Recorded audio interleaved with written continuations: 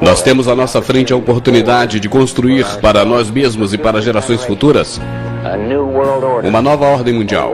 Um mundo onde a lei da verdade, e não a lei da selva, governará as nações. Quando atingirmos nosso objetivo, e o atingiremos, teremos uma oportunidade única com essa nova ordem mundial. Uma ordem que uma poderosa organização de Nações Unidas poderá usar seu papel de guardadora da paz para levar a cabo os objetivos dos fundadores dos Estados Unidos. Uma nova ordem mundial. Esse é o compromisso dos líderes das maiores potências do mundo, que representam 90% da economia global. De acordo com os representantes, a reunião do G20 mudou as regras do jogo.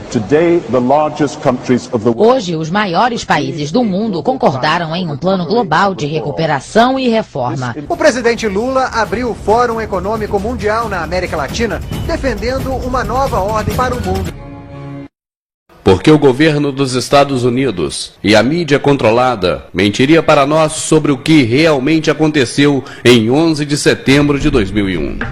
Desde a criação do Fundo Nacional em 1913, várias guerras pequenas e grandes começaram. As três maiores foram as Primeiras e Segunda Guerras Mundiais e a Guerra do Vietnã. Primeira Guerra Mundial. Em 1914, guerras começaram centradas na Inglaterra e na Alemanha. O povo americano não queria nada com essa guerra. Por isso, o presidente na época, Woodrow Wilson, declarou neutralidade. No entanto, por baixo dos panos, ele e sua administração na época buscavam uma desculpa qualquer para tomar parte na guerra. Observações feitas pelo secretário de Estado William Jennings dizia que os maiores bancários estavam muito interessados na Guerra Mundial pela oportunidade que oferecia de obter enormes lucros. É importante entender que a coisa mais lucrativa que pode acontecer para banqueiros internacionais é a guerra, já que força os países a tomar ainda mais empréstimo do Fundo Nacional com juros. O assessor principal e mentor Woodrow Wilson, o coronel Edward House, um homem com íntimas ligações aos banqueiros internacionais que queriam entrar na guerra. Em um documento contendo conversa entre ele e o principal assessor de Wilson, Sir Edward Grey, secretário de Exterior na Inglaterra, sobre como envolver os Estados Unidos na guerra. Grey disse: o que os americanos pensarão se alemães afundassem um transatlântico contendo passageiros americanos? House responde: eu acho que uma onda de indignação varreria os Estados Unidos, e isso por si só já seria o suficiente para levar-nos à guerra. Então, em 7 de maio de 1915, seguindo as sugestões do Sr. Edward Grey, um navio chamado Lusitânia foi levado ao território marítimo alemão, onde eram mantidos navios militares alemães. Submarinos alemães lançaram torpedos no Lusitânia. A explosão da munição matou 1.200 pessoas. Para entender melhor a natureza dessa armação, a embaixada alemã pôs avisos no New York Times que alertavam a população para não embarcar no Lusitânia por haver risco de ataque, já que seu destino era a Inglaterra, passando pela zona de guerra. Em resposta, como era antecipado, o fundamento do Lusitânia causou uma onda de ódio na população americana, e os Estados Unidos entraram na guerra logo após. A Primeira Guerra Mundial levou consigo 323 mil vidas americanas. J.D. Rockefeller, Illuminati, lucrou 200 milhões de dólares, grande parte dos quais foi tomada com altas taxas de juros emprestados do Fundo Nacional. Esses juros aumentavam ainda mais o lucro dos banqueiros. Segunda Guerra Mundial. Em 7 de dezembro de 1941, o Japão atacou a frota americana em Pearl Harbor, e isso causou a entrada dos Estados Unidos da América naquela guerra. O presidente Franklin Roosevelt declarou que o ataque foi um dia que será lembrado para sempre como infame. Um dia infame de fato, mas não por causa do ataque surpresa a Pearl Harbor. Não apenas havia conhecimento prévio do ataque a Pearl Harbor, como também foi intencionalmente provocado. Roosevelt, que era Illuminati, e sua família composta de banqueiros de Nova York desde o século XVIII, era muito generoso aos interesses dos banqueiros internacionais, e o interesse era entrar na guerra. Como vimos, nada é mais lucrativo do que as guerras internacionais.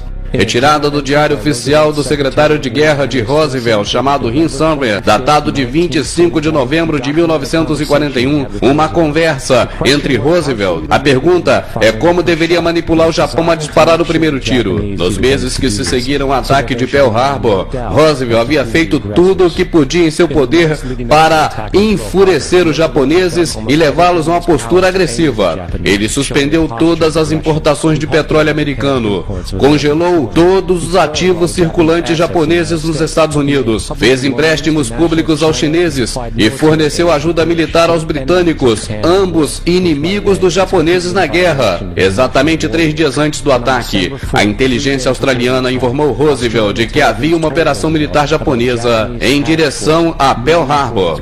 Roosevelt simplesmente ignorou. Então, como já era esperado, o Japão atacou Pearl Harbor, matando 2.400 soldados. Antes de Pearl Harbor, 83% da população americana não queria nada com a guerra. Após Pearl Harbor, 1 milhão de cidadãos se ofereceram como soldados.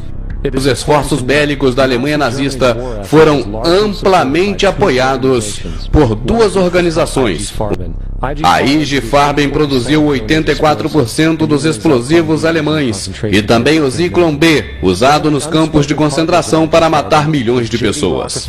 Um dos parceiros secretos de IG Farben era a empresa de petróleo de J.G. Rockefeller, Illuminati, e a empresa Standard Oil. O bombardeamento drástico de Londres pela Alemanha nazista, por exemplo, só foi possível com uma venda de 20 milhões de combustível pela Standard Oil, empresa de Rockefeller, para a IG Farben. Vale a pena lembrar também outra organização traidora, a Union Bank Corporation. Ela não apenas financiou vários aspectos da ascensão de Hitler ao poder, ela era também lavanderia para dinheiro nazista, que foi exposta eventualmente por guardar bilhões de dólares nazistas em seus cofres. A Union Bank Corporation foi eventualmente confiscada por violação do ato de comercialização com o inimigo.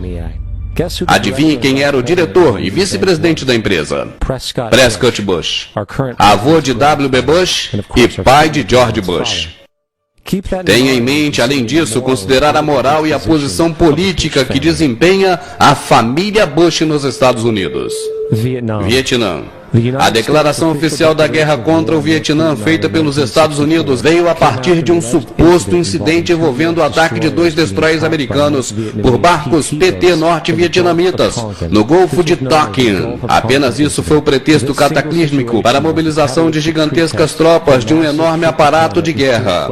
Um problema, no entanto: o ataque dos destroyers americanos por barcos PT vietnamitas jamais ocorreu. Foi um evento totalmente encenado para servir de desculpa para aquela guerra. O ex-secretário de Defesa Robert McNamara declarou anos depois que o incidente de Tonkin foi um erro, enquanto vários outros membros internos se pronunciavam revelando que foi tudo uma farsa. Declarada a guerra, voltemos aos negócios. O presidente Lyndon Johnson suspendeu as restrições comerciais ao bloco soviético. Por consequência, a empresa financeira de Rockefeller financiou fábricas da União Soviética, usadas para a fabricação do equipamento fornecido aos vietnamitas.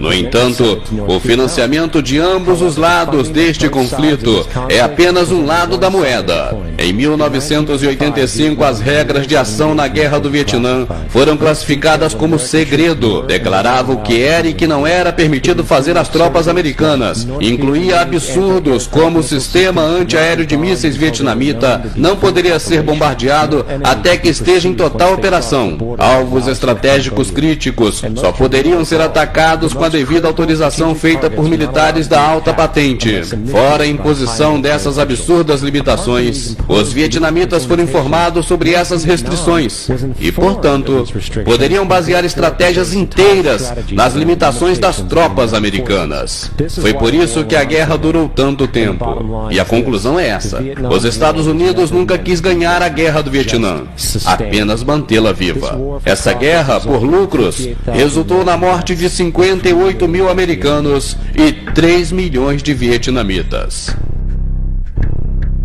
Então, onde estamos agora? 11 de setembro de 2001 foi o gatilho para pôr em prática rapidamente os planos da elite. Foi um pretexto encenado para a guerra, assim como foi feito com o afundamento do Lusitana, Pearl Harbor e a mentira do Golfo de Tonkin. Na verdade, se 11 de setembro o World Trade Center não tivesse sido planejado, seria uma exceção à regra.